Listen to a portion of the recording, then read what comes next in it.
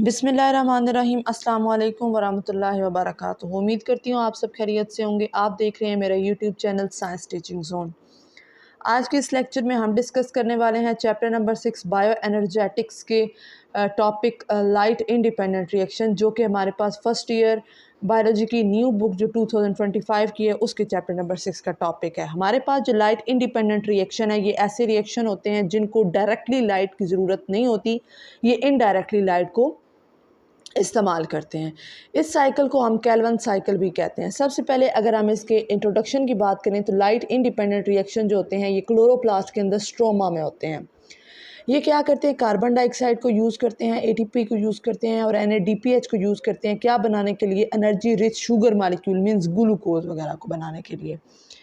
इसको हम dark reaction भी कहते हैं। डार्क रिएक्शन इसलिए कहते हैं कि मींस ये लाइट के बगैर भी हो सकता है, इस वजह से हम इसे डार्क रिएक्शन भी कहते हैं। कैन अकर इन एब्सेंस और presence of light if ATP NADPH and are available. Means अगर उसके पास ATP और NADPH हों तो वो लाइट के बगैर भी ये रिएक्शन हो सकता है।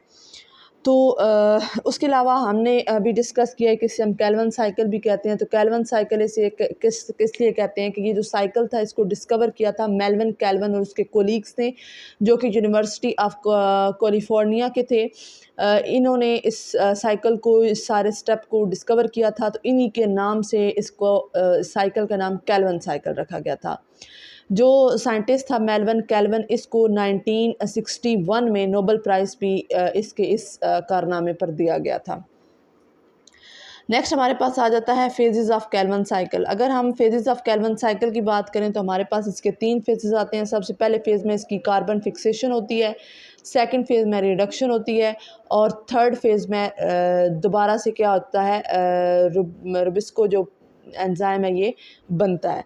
सबसे पहले हम इसका साइकिल डिस्कस कर लेते हैं। हमारे पास ये इसका कंप्लीट साइकिल है।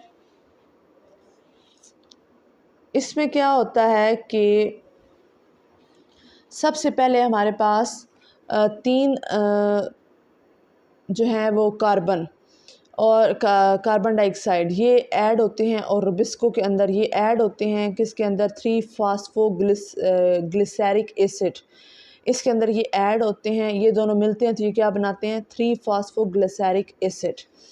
फिर ये क्या करता है, एनर्जी क्या करता है, यूज़ करता है ATP को और इसको कन्वर्ट कर देता है। ये 6 कार्बन वाला होता है, ये भी 6 कार्बन वाले 1,3-बायफॉस्फोग्लिसरिक एसिड में इसको कन्वर्ट कर देता है।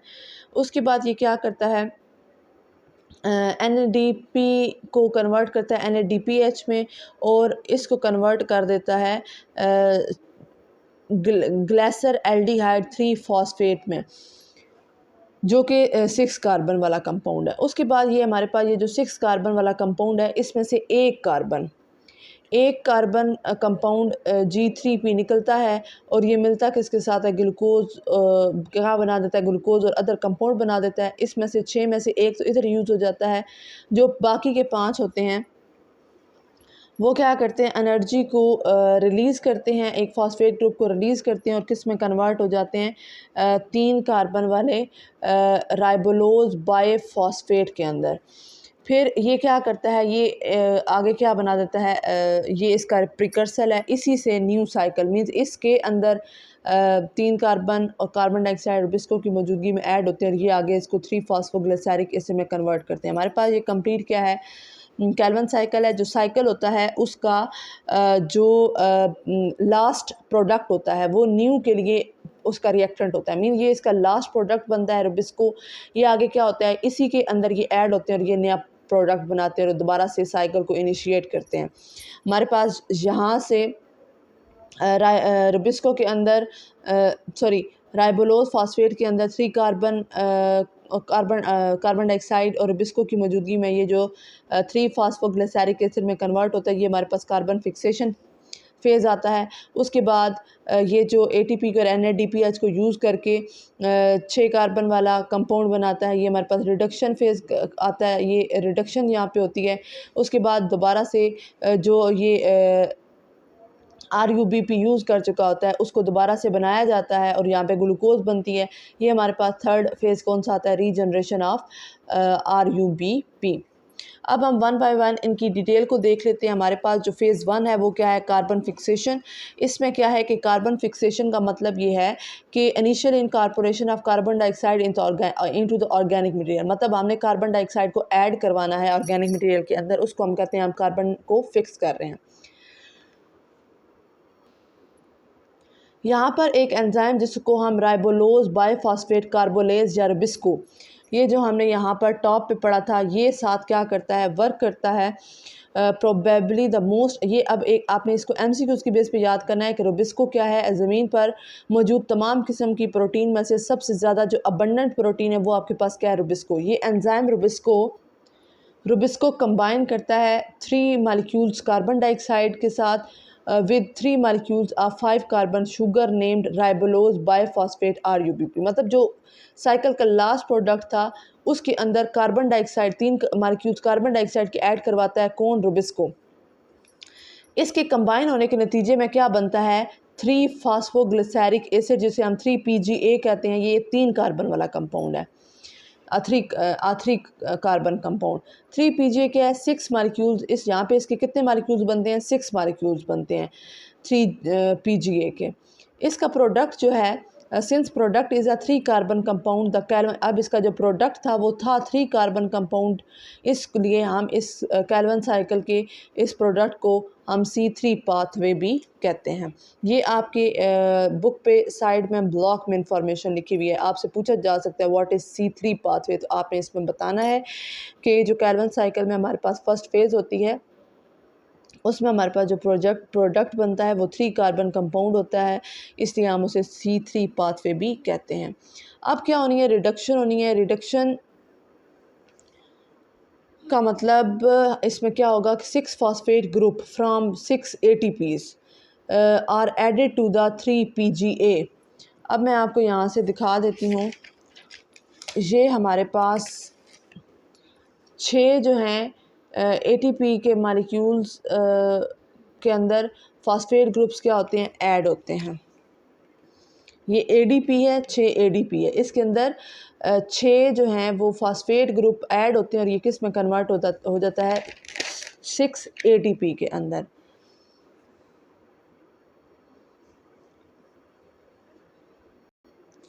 यहाँ पर 6 ATP यूज़ किए जाते हैं। ये 6 ATP के अंदर जो मौजूद फॉस्फेट होते हैं, 6 इसके अंदर ऐड होते हैं और ये क्या बना देता है, 1,3 बाइफॉस्फोग्लिसरिक एसिड। ATP के अंदर से फॉस्फेट को यूज़ किया जाता है।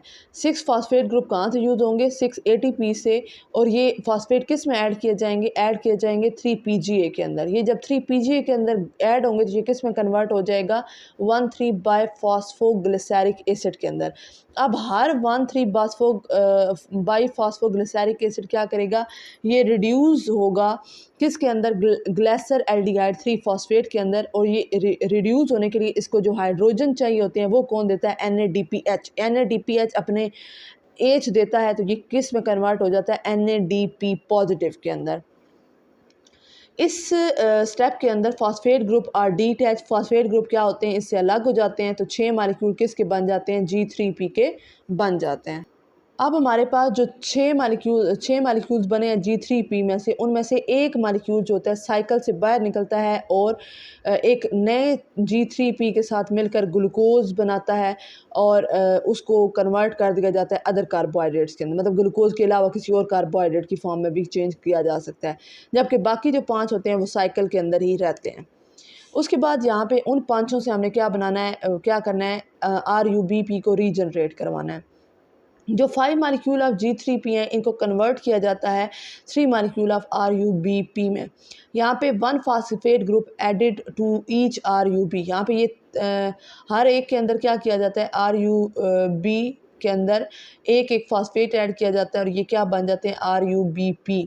इस प्रोसेस के लिए हमें 3 ATP मालिक्यूल्स जो हैं वो रिक्वायर्ड होते हैं फ्रॉम लाइट रिएक्शन, जो लाइट रिएक्शन में बने होते हैं वहाँ से हम इसको यूज़ करते हैं। अब हमारे पास जो RuBP बनता है ये अब रेडी हो गया कि ये आगे कार्बन डाइऑक्साइड को गेन करके इस साइकिल को दोबारा से कंटिन्यू कर सकता है। यहाँ पे हमारे पास इनपुट देखें और आउटपुट देखें तो हमने 3 मॉलिक्यूल्स कार्बन डाइऑक्साइड के यूज़ किए थे, 9 मॉलिक्यूल ATP के। 6 एक दफ़ा किए हैं और 3 एक दफ़ा किए हैं और 6 हमने NADPH के मॉलिक्यूल्स को रिडक्शन के लिए यूज़ किया है। हमारे पास यहाँ पे बनता क्या है, एक मॉलिक्यूल हमारे पास G3P का बनता है और आखिर पे हमारे पास RuBP जो है हमने रीजनरेट करवाया ताकि अगला साइकिल क्या हो जाए, रीस्टार्ट हो जाए।